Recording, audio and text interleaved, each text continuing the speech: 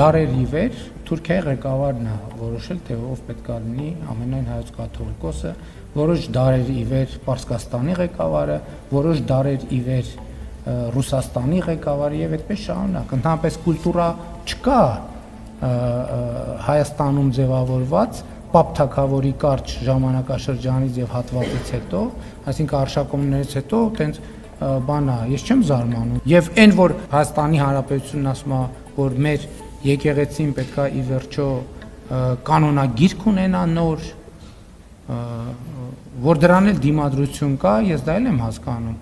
որովհետև միջև հիմա վերջին այդպիսի փաստաթղթերը, որ ընդունվել են կամ ռուսական կամ թուրքական կայսրության ֆորմատով։ Տենց կուլտուրա չկա, ոնց որ Թուրքիայի սուլթանի ընդունած կանոնակարգումներն են շատ, որ միջև այսօր կամ գործում են դե յուրե կամ Ռուսաստանի ցարի,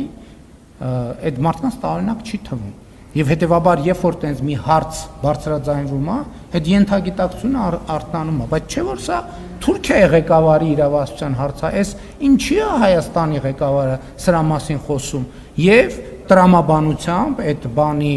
ծայրագավառային տրամաբանությունը զարգանում, եւ հանգում է շատ տրամաբանական ենթադրության։